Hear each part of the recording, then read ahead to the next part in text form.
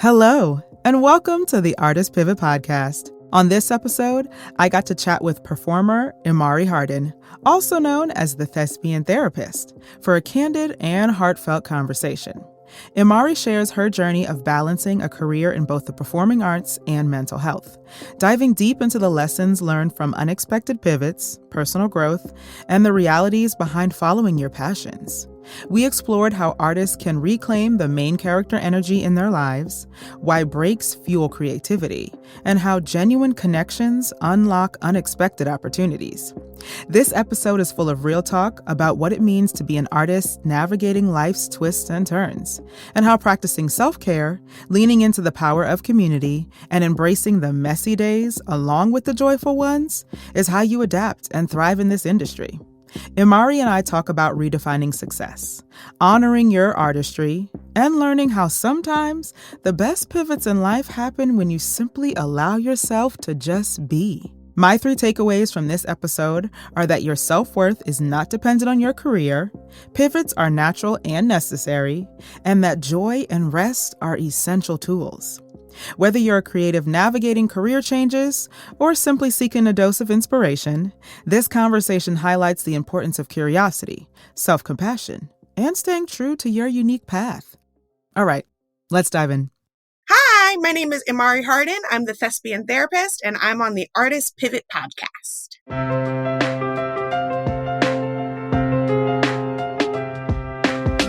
Come take a listen and let your inner artist play, creating your dreams step by step every day. If you're feeling lost and don't know what to do, always remember that you can pivot to the Artist Pivot. The Artist Pivot. We Audition is the video chat community where actors can audition, self-tape, rehearse, and get expert industry advice. Get instant self-tape readers through video chat, browse through the dedicated actor meditations, podcasts, and books, meet casting directors in the virtual green room, and also make money by becoming a reader for other actors. If you join We Audition and use code PIVOT, you will receive a 25% discount on your membership. Yes, that's right. We Audition and the Artist Pivot have partnered to bring you this discount. From my own experience, I love being a reader for other actors, and We Audition is so convenient for me when I need a reader myself. Again, if you join We Audition and use the code PIVOT, you will receive 25% off your membership. Link in the show notes.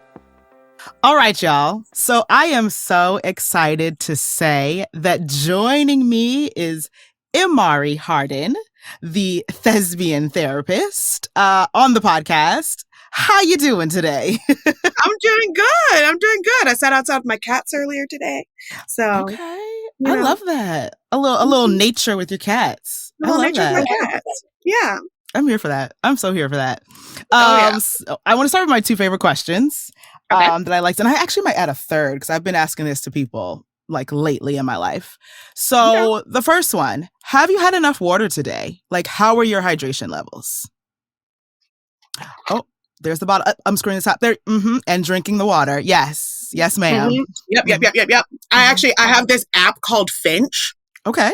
That it like turns your self-care into like a Tamagotchi. So I get points for if I drink water, if I brush my teeth, if I do an affirmation, if I do a breathing exercise, and I get points for drinking water 5 times a day. And I love it. I've been using it for like 15 days now. And every time I drink water, it goes bling and I get like rainbow stones and then I can buy stuff from my Tamagotchi. It's actually lovely. So I have been drinking water today. Okay. Yes, for drinking your water and Tamagotchi. You just threw that all the way back. That's what it feels like. It feels like I got a little Tamagotchi. It checks in. It's like, have you drank any water today? And I'm like, you're right, Tamagotchi. Thank you. Yep. I love that. My bird's name is Tortellini, and Tortellini comes and checks in on me. Yes. All of my animals are pet names, are food names. So I've got Linguini and Ravioli are my cats outside, and then Lollipop is my pit bull who is in her bed right now, being a fancy lady. It's all food. It's all food. But I also love that your pit bull is named Lollipop.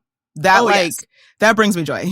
I wanted to name her Keisha. She wanted no parts of it. She only wanted to be called Lollipop. Like, that's all she wanted. She wouldn't respond to anything else. And I was like, okay, that's your name. That's your name. That's your name. She very much said, you could call somebody else that, but you can call me Lollipop. Right. She was like, I don't know who Keisha is, but I'm Lollipop. So... I love that. I love that. And yes, for the Tamagotchi, reminding you to drink your water and your affirmations and your walking. And I'm so here for that. I do miss Tamagotchis. That was a lovely time. It's great. It was Check a lovely out Finch. time in the world. Finch, you said? Okay, Finch. Finch this is not an ad, y'all, but it's not an ad. Finch, I just really genuinely, it's been helping me in my life. I love that. Yes. I love that. Okay, so water, check. We got the water. Okay.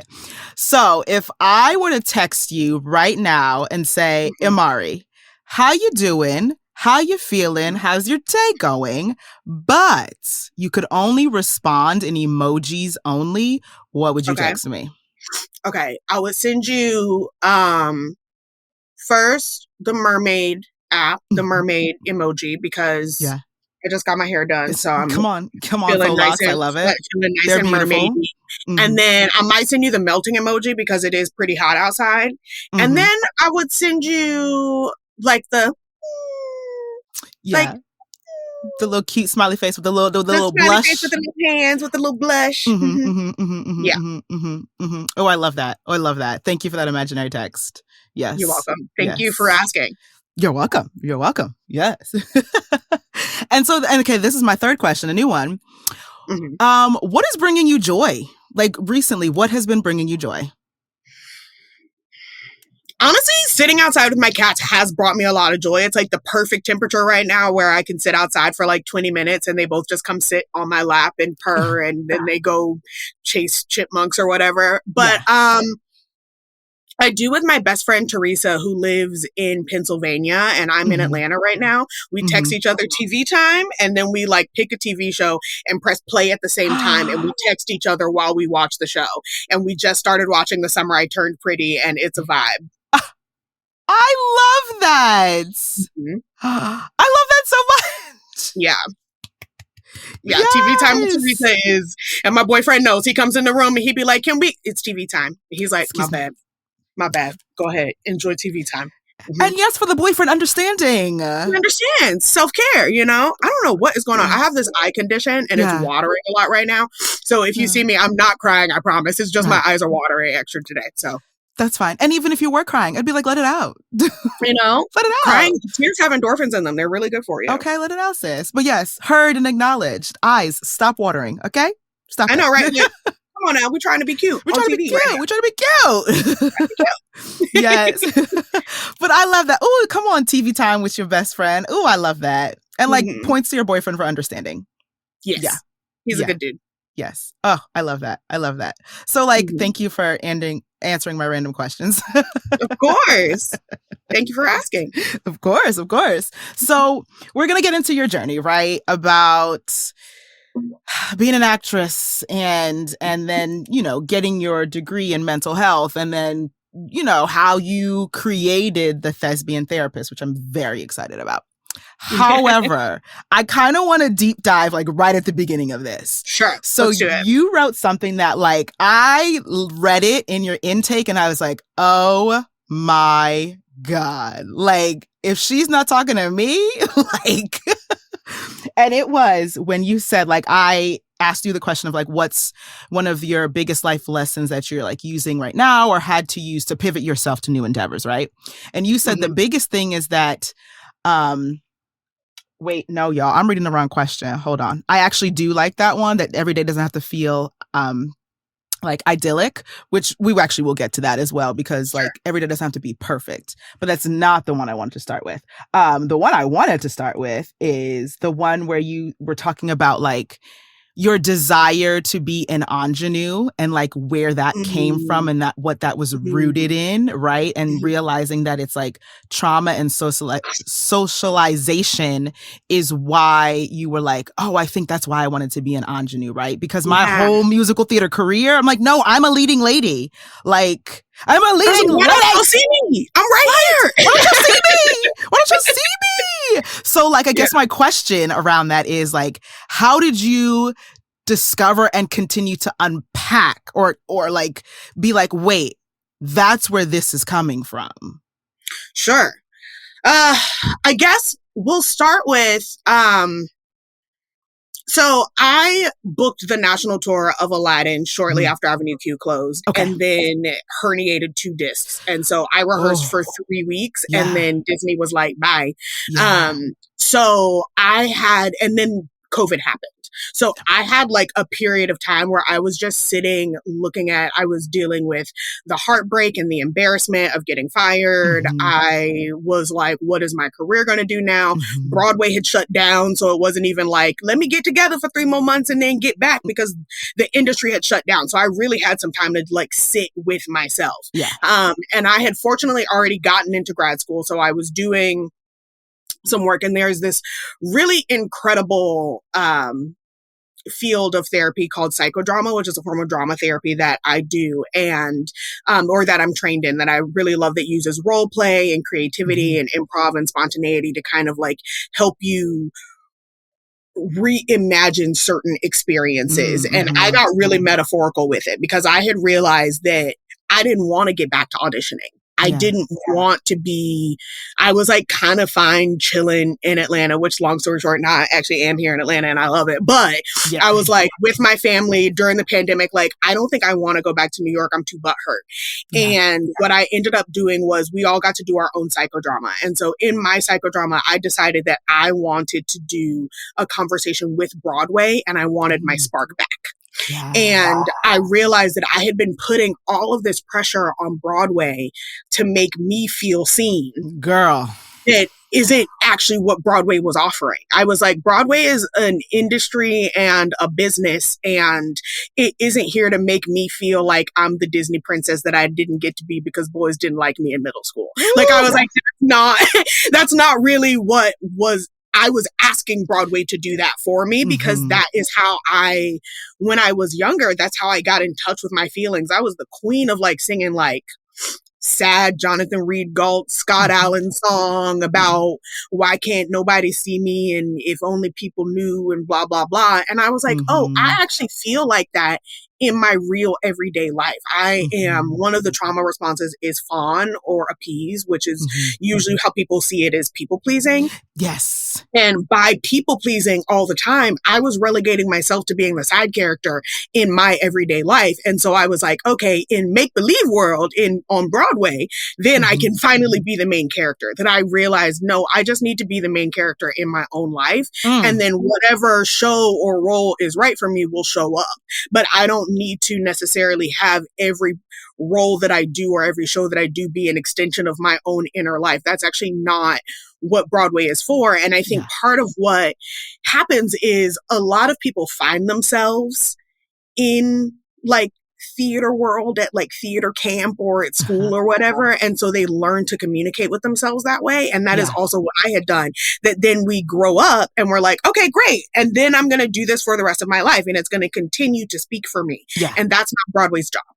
And it was in that period of realizing this thing I've been doing for my entire life that is absolutely my special interest that I love. Why don't I want to get back to it? And I was like, oh, because it wasn't answering the promise that it never made.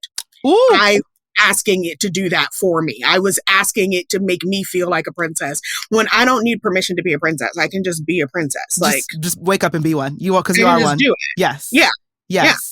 I already got the animals outside talking to me. Like, I'm already doing it. I just needed to believe it for myself in my real life, not on a stage with other people validating for me that I was that they saw what I needed them to see. Right. That's not what an audition is for. Yeah.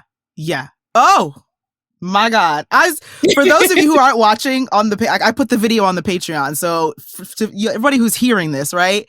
I don't think the reactions that as Imari was speaking, I don't think y'all understand. I'm like, oh my goodness, you have literally put into words my internal journey for the last 5 years. Like, what? Like, it's like, Broadway's never gonna fulfill a promise it never made, right? Like this promise of like, it's gonna fulfill that need to like be the main character of my life. And then once that happens, like everything's gonna be great. And it's like, no, this is a business. It's a business. They're just gonna vote for who makes the most money. Yes. That's what they're gonna go for. And me being a princess could be that for them. It could be. That can still exist, but that doesn't. It didn't promise that to me. And so me expecting it and feeling rejected and butthurt about that was actually not fair, because that's an expectation. It's an unspoken assumption and expectation that I had put out into the world.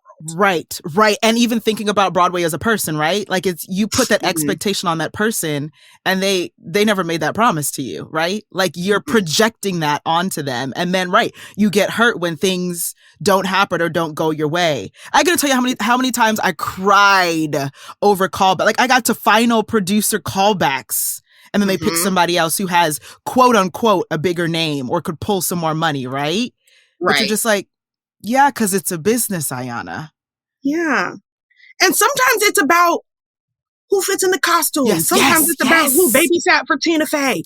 Sometimes it is about that the sandwich they got was really disappointing when you came into the room and they couldn't focus because it was pickles and it wasn't supposed to be pickles. Correct. Like it could be so many different things. That is the reason. And if you are attaching your self-worth to them being in the right condition to be able to see what you feel, you're not setting yourself up for success. And I think what also was helpful for me that just came to mind for me is I have one of my dear friends is a fairly prominent like Broadway performer, and she has had the opportunity. She's done all of the like ingenue like roles and all of that stuff. And she was like going through a mental crisis during one of her shows that everybody was so excited for her being an ingenue. And she was like, I'm having migraines and I can't eat gluten. Like she was not having a good time, that it was like the promise got answered and it still was not the ideal, like, oh, now my eyes are open. Here's everything that I wanted. She still had to work through her own trauma and stuff to figure out why her body was fighting against her, even though technically she had achieved the dream. And so I think that was also helpful for me to see that like you can do the thing and it still not be what you think it is.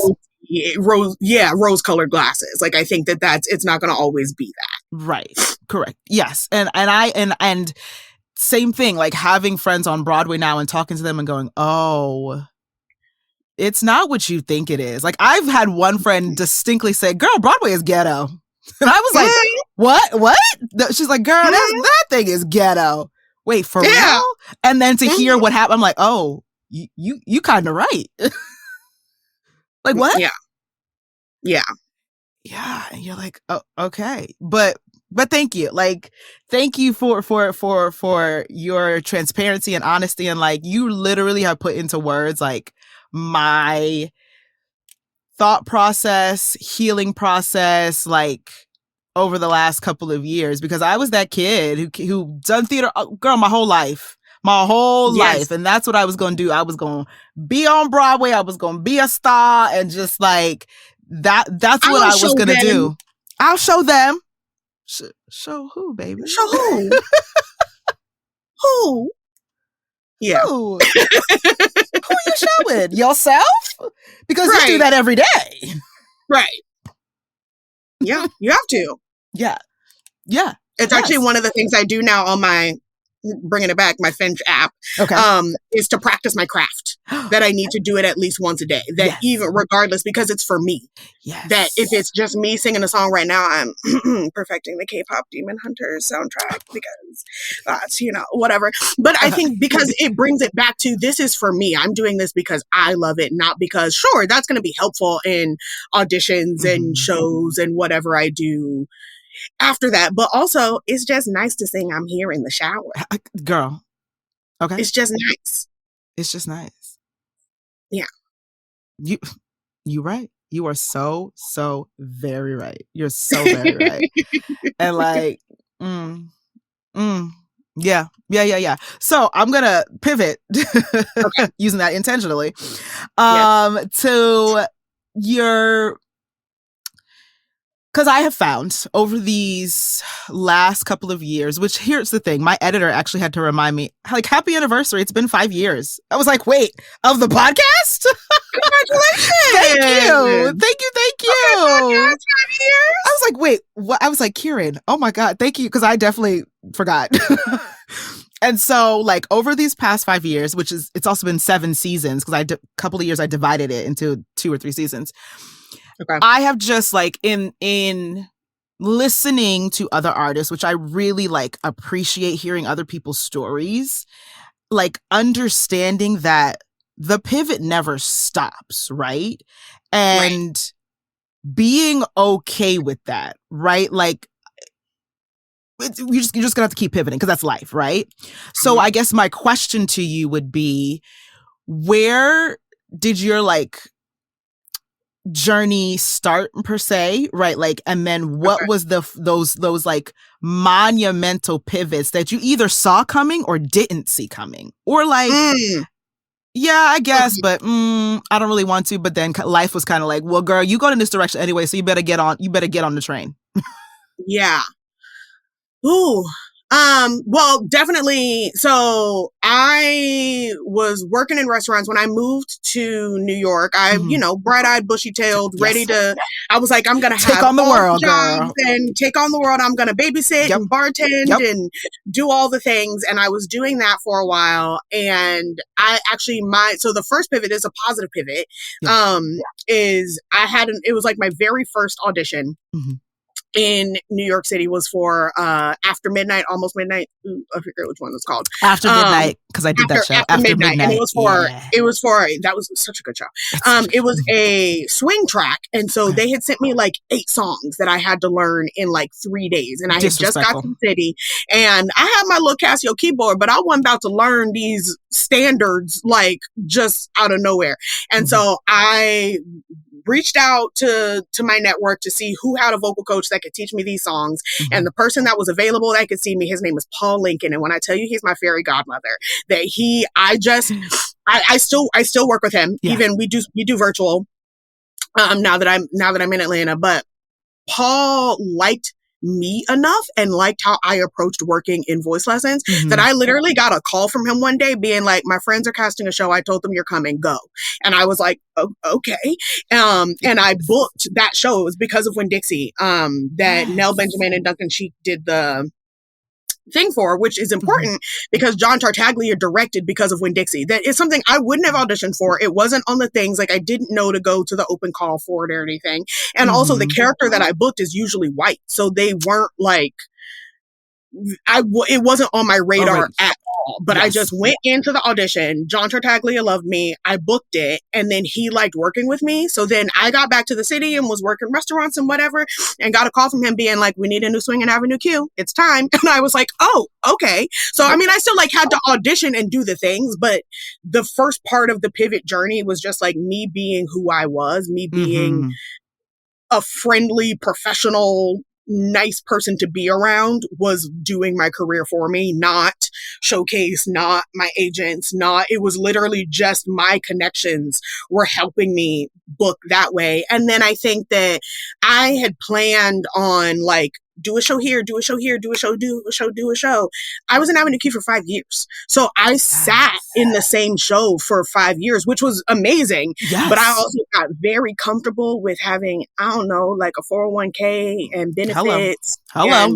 And what my schedule was going to be. So that's actually when I started looking into grad school, is when Avenue Q was closing. I was like, I don't think I really want to do the bouncing around between jobs, between gigs thing. I'd rather like to find something consistent for me. And that's just what I needed for my own sense of stability and at the time. And so I went to grad school because I was like, ooh, I'm going to be a therapist by day, a thespian by night. It's going to be great, which is what it ended up happening. But the journey to get there was surprising. So I did that. And then Avenue Q closed. I applied to grad school and then booked Aladdin. So I was like, oh, surprise pivot. But then I lost Aladdin. So then I was like, okay, well, glad I'm going to school. Went to grad school, bullied my way into the drama therapy program because I was a mental health counselor, not in the drama therapist program. But I found out the drama therapy program existed and was like, Please, please, please. I have also theater resume. Can I please? And so that's how I ended up taking the psychodrama class, which like ended to a pivot of like, I had my first girlfriend, didn't have coming out the closet on my bingo card, but she was in my psychodrama class and I was fascinated. Right. So I had that happen, and I love being a therapist now. Like I wasn't the way I was thinking about it is I was like, I had a therapist at the time who was like, I see clients 3 days a week. And I was like, that fits with the Broadway schedule. Let me do that. And I was just thinking about the money and the scheduling. I adore my clients. Like I'm very attached to them.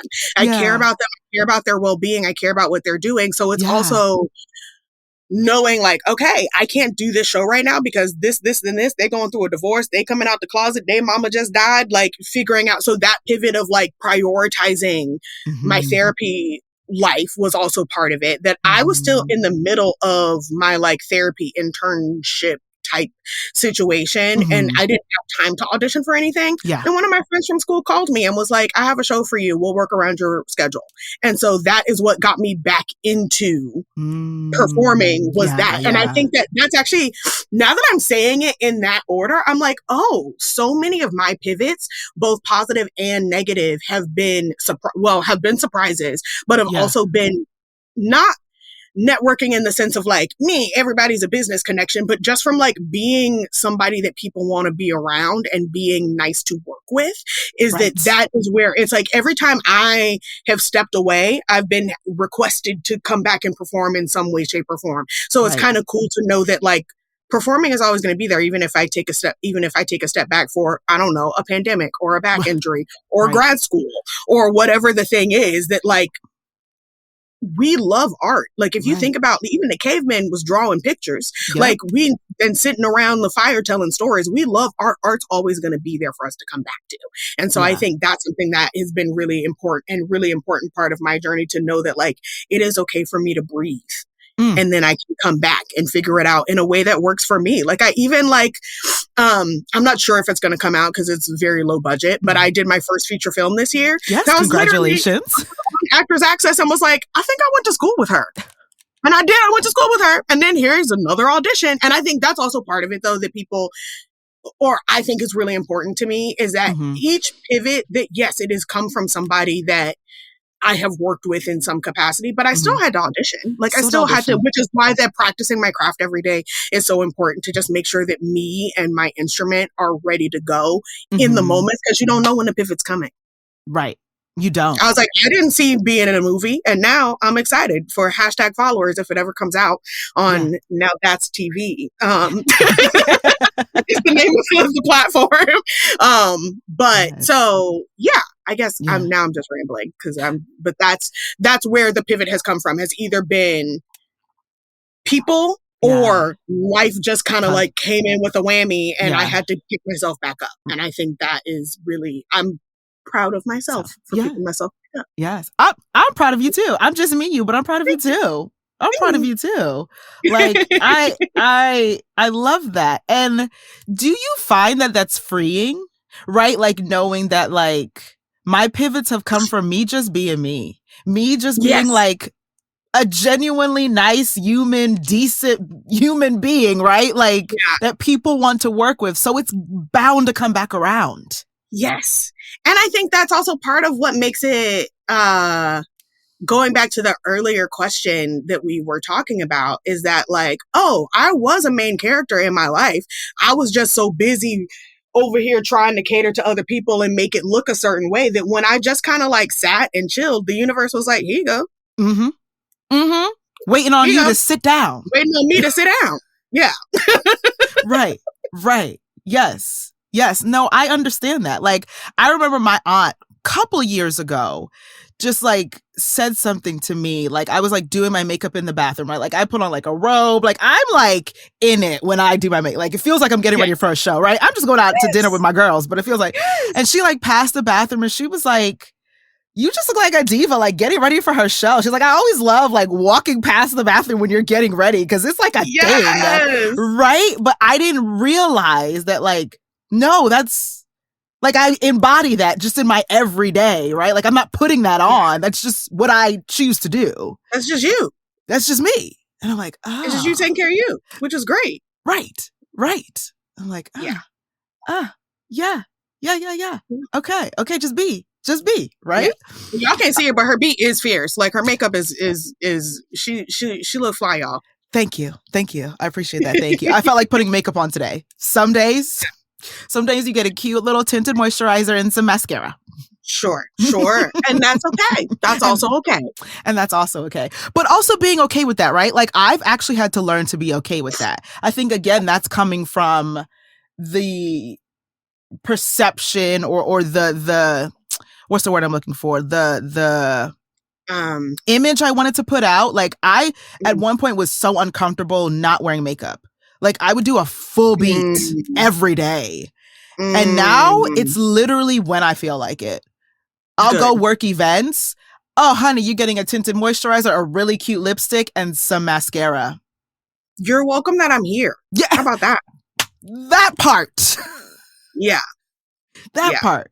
But that's been a journey as well. It's like, Ayana, you're gorgeous. Girl, you don't need none of this stuff. You don't need none of this stuff. It should be for you. It should be because you like how it makes you feel. Yes. Yeah. Correct.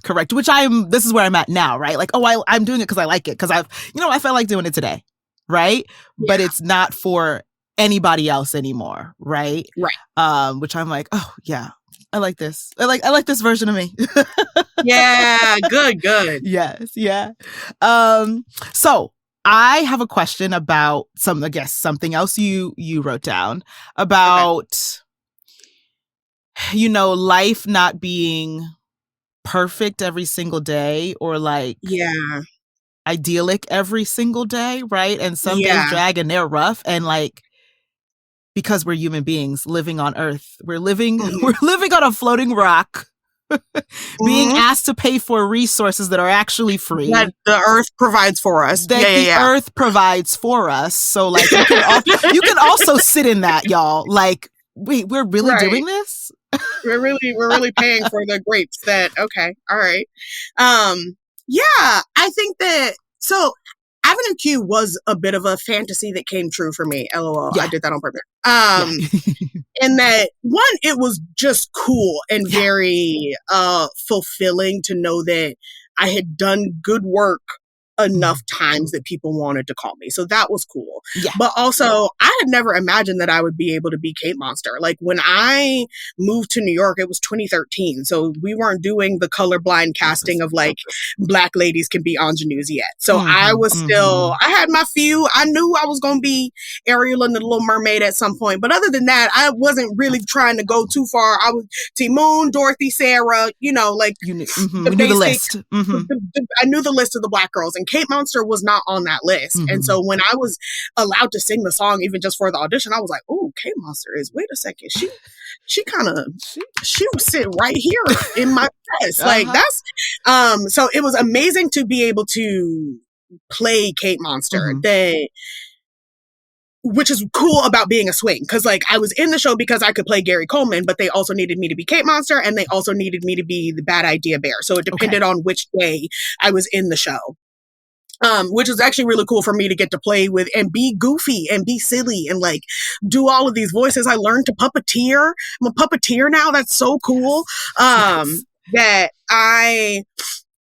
so I loved being in Avenue Q. And in the middle of Avenue Q, I had a really bad friend breakup with one of the girls in the show. So we were like sharing a dressing room and we're no longer friends. And so it was hard to be on stage being her best friend. And we are actually like having beef backstage. I had some family members pass away. I had Ferguson happened. I don't think that and that's not the only thing, but life happened. Yes. I can't think of how awful it was to be the only Black person on stage singing about racism being okay when there were riots happening about Black people, about racism towards Black people in this time.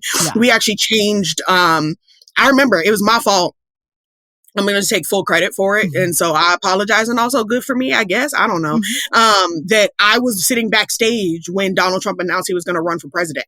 And I, at the end of Avenue Q, there's the everything in life is only for now. And when on the soundtrack, it was George Bush, because George Bush was as bad as we thought it was going to get. Yeah. And then over the years, it was Justin Bieber. I mean, Beaver, LOL. It was Justin Bieber. It was Twinkies. It was whatever. And when Donald Trump announced he was going to run, I was like, well, that's never going to happen. Let me go to the stage manager. So we started saying Donald Trump is only for now and the end of Avenue Q. That then we had to have a meeting. We had to come in when he actually got elected and be like, is this still funny? Do we still support this? We ended up deciding to keep saying it, and it ended up being kind of like a rejoicing of the idea that, like, okay, Donald Trump is president, but only for now. Right, only for now. So it ended up kind of pivoting the way the message came out. Yeah. But like, those were all terrible days to have the job that I had, even though it was a dream job. Yeah. That I think that we get told when we're younger that if you love something, you'll never work a day in your life. And with that, what we believe is that, well, then if we love it, then it won't bother us. Ooh, that. And that is not actually true or fair. There are things that we love. I love my boyfriend and he get on my nerves sometimes. Like, I was like, things that you love can also be frustrating. They can be irritating. They can be disappointing. They can be disheartening. They can be disillusioning. That I was like, there were definitely moments where I was like, this is a dream job. I am on stage singing one of my favorite songs and I'm about to go off stage and cry because also my aunt passed away and I can't go to her funeral because I have 5 shows this weekend. I think that there were certain moments that I was like, am I falling out of love with theater is what I kept thinking, because I wasn't having a great time. And that's not true. It was that I was in the show for too long. It was that the external circumstances were not great. It's that I wasn't having a good day. It's that I was going through a depression and needed to have antidepressants. Like, there were certain things that were happening in my life that were impacting whether or not I loved being at the theater every day. But that didn't take away my love and joy of art, of performing, of creating, of theater. Right. It just meant that Thursday wasn't a good day. And that's okay. And I think that I say all the time, I'm going to meet Brenda one day, but I tell all of my clients about Brenda at the bank. Nobody is on her if she has a bad attitude that day, because she works at the bank. She's at work. Right. Nobody is, maybe they're telling her she needs to get her attitude together. I don't know what HR is telling her, but nobody is saying, ooh, you don't really love being a banker. Nobody expected her to really love being a banker. They expected her to get her coin and go home. Right. And I think that sometimes, don't get me wrong, I think that it is important to have a love and a joy and a passion and intentionality behind being a performer. And some days are not good days, and it is okay for it to not be a good day without you no longer being a real performer. That doesn't go away because Thursday's a bad day. Correct. Right. And we are not taught, I believe, especially in this Western society, that we need to live in the duality of life. Like, both things can be true. Thank you. Both things can be true at the same time. Yes, you have a job that you really like, and like you're choosing, you get to participate in this capitalist focused society, making your green coupons in a way you love. That doesn't kill your soul, right? But also on the other side of that, you are a human being going through stuff. Coupons. You're still making green coupons, which is a whole other can of worms. I'm like, we're still believing in these green coupons? Y'all, this is made up. We do know this is made up, right? Like, I think my favorite is Josh Johnson was like, do you know they can freeze your money? They can just freeze it. They can just, it's gone. It's gone. It's gone. It's gone. Yeah. It's gone. Yeah. And then what you gonna do? Right? But also sitting in the duality of like, I'm just having a really bad day because of these circumstances. And I'm allowed to, because I'm a human being living on this earth and trying to figure it out. Yeah.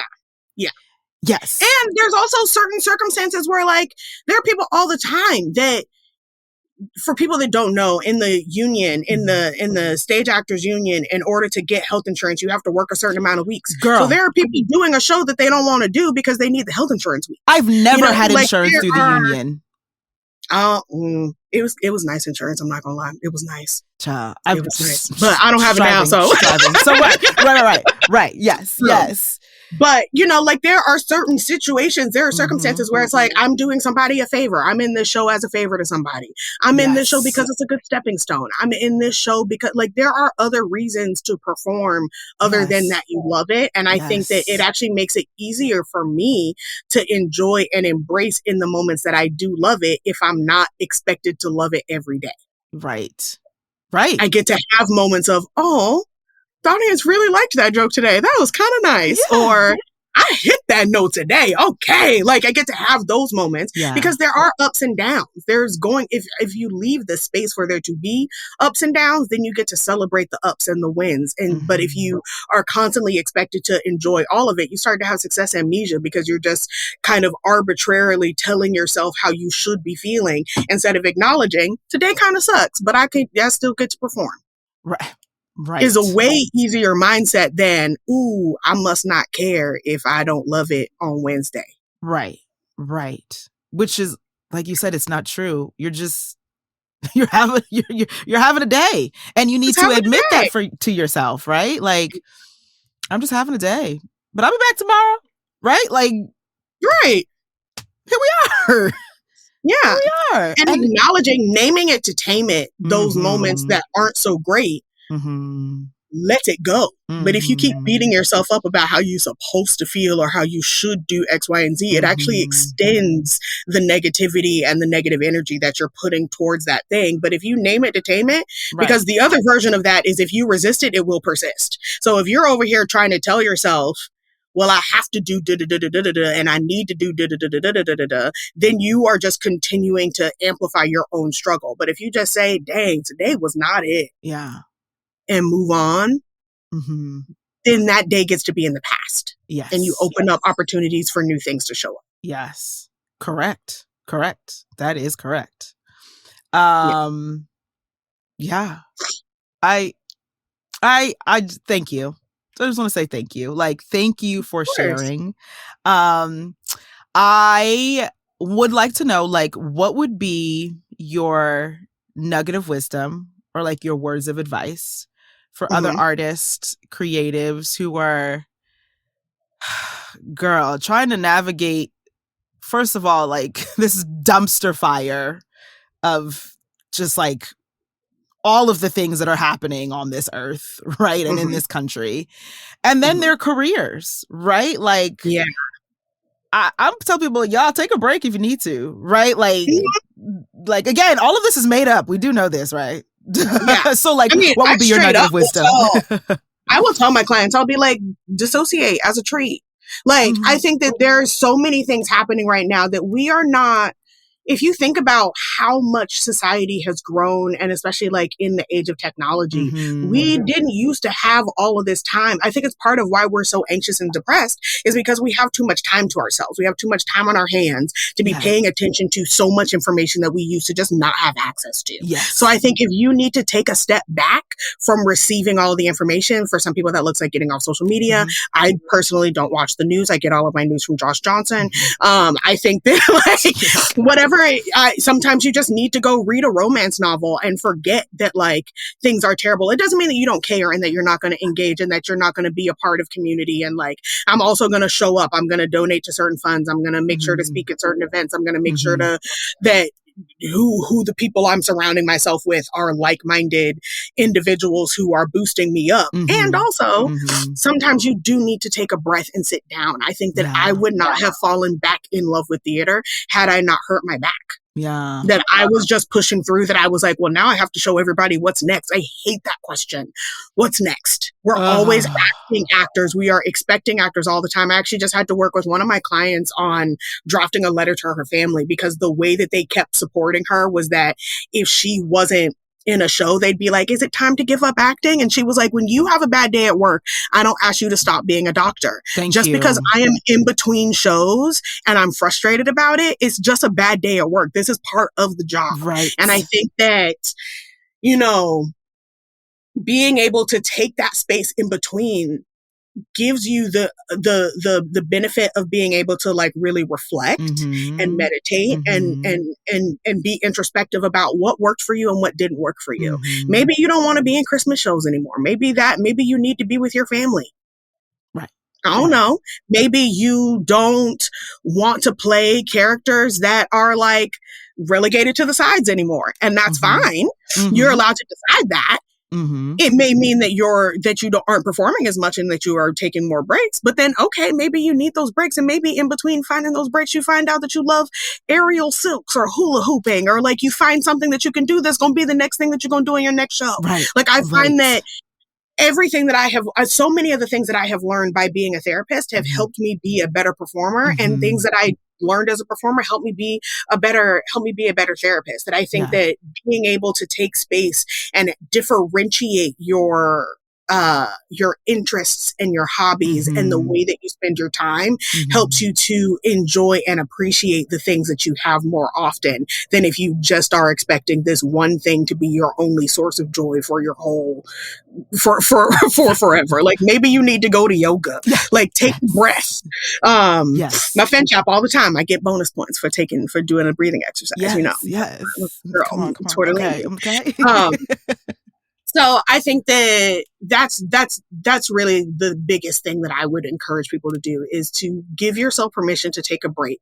And in those breaks, get curious about what is working and what is not working. I think we beat ourselves up so much about what expectations are, what we should be doing, what it looks like to other people. And instead, we need to get curious with ourselves about what's working and what's not working. And the things that aren't working, finding creative ways to shift that. And the things that are working, amplifying those things and like finding ways to engage with those things more. That I think that there is so much power in curiosity over judgment. That it's so much easier to be compassionate with yourself when you're just curious about like, well, why am I having a bad day today? Because now I just remembered that I forgot to eat. And now I can go to Chipotle and now I'm not having a bad day anymore. Whereas if I was just beating myself up about having a bad day, I might not have realized that I forgot to eat. You're right. Right. You were just hangry. I was just hangry. And it took 3 seconds of breathing and sitting and taking a second to figure that out. Instead of trying to push myself to be and do what other people expect or think of me all the time. Precisely. Oh, yes. Thank you so much. I was actually about to wrap up, but I'm not. I have to. I can't let you go. Hold on. But we got to talk about this before I let you go. Tell me. Because I literally felt that in my soul. When you were talking about a client who was like, always gets asked, well, what's next? That is something that I'm currently battling with certain people in my life. Of always like, every time they see me, well, what's your new show? Well, what's next? Oh, well, you'll book something soon. Relax yourself. Like, you're pigeonholing me. I'm not pigeonholing myself, but you're pigeonholing me. And it's like, I'm like, in your experience, where do you think that mindset comes from? Because it's like, I'm not asking you what you're doing next at your job. I'm like, is it because our job is so public? But I'm like, why do you keep asking me, well, what's next? None of your business. I think it comes from two things. I think one, it comes from underlying sense of jealousy to a certain extent, is that people see sports and arts as like things you get to do for fun. So when we say this is their job, they're like, well, you get to have fun for your job all the time. Well, then prove that that's reasonable, because they for themselves were not willing to or able to, or whatever the circumstances were, to engage with their art. You know, they are no longer engaging with their art. So they want to believe that it's not sustainable. But one of my favorite quotes is the artist is the child that survived. That I was like, we can always continue to create art if we continue to engage with that childlike wonder in ourselves. And because it gets relegated to like, that's a childish thing that you're going to grow out of. So I think that's part of where they're asking the what's next, is they need us to prove to them that we are still doing the thing, that we still care about it. I think the other part of it though, is that there are so many careers that have a very clear upward trajectory. It's like you are the secretary and then you book partner. I don't know how it works. Girl, I don't know either. But secretary, then you're assistant something, and then you're something, and then you're partner, and all of that. It works that way. So they are expecting. They're not creative in the way that they ask questions or visualize what a career could look like. They're asking what is next because they don't know how to ask us questions about our world. So what I do, and I do this both. In my personal life, just like about emotions, if I know I'm going through a hard time and I don't want to to talk about my hard time with people, Yeah. or when it comes to like the industry and whatever, is I sometimes will not, I will assert the information I want them to have in the direction that I want the conversation to go in before there is space. But I also work on finding answers for myself that feel honest for me. Yes. So right now, if you ask me, what am I working on?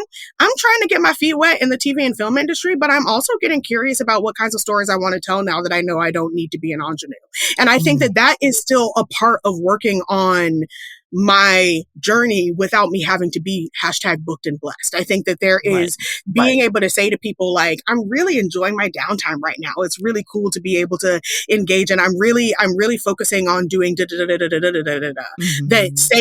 saying the things that are positives in your life helps to bring their minds to where things are positive, because they just at the base, most of the time, for most people, some people are just shady and petty, but for most of the time, people want to be supportive, and they just are curious and intrigued about how it works. And it would be terrifying for them if they didn't have clients for 6 months, they wouldn't have any money.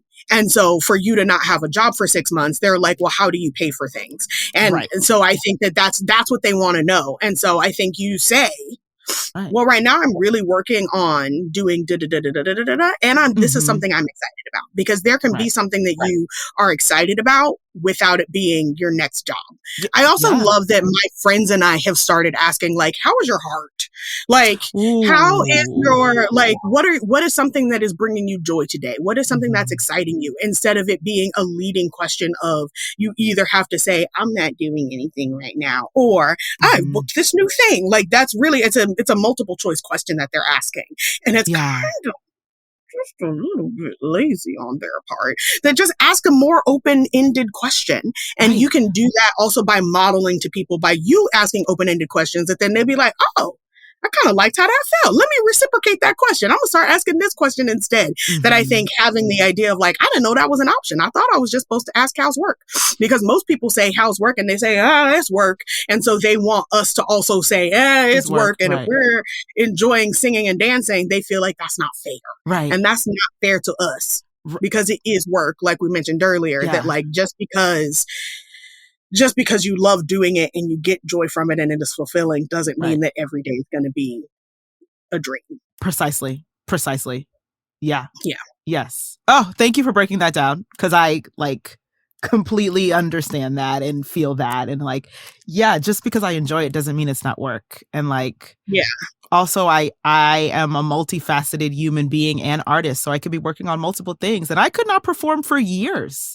But I could be doing so many other artistic things. Look, Michael Jackson dead. Don't nobody say he's not the greatest performer of all time.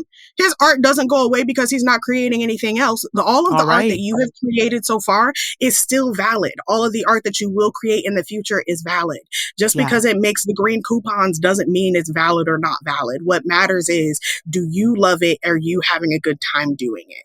And I think that as long as you make sure that you are still honoring and appreciating your art, it doesn't really matter if other people do. Yeah. Period. We're going to end on that, y'all.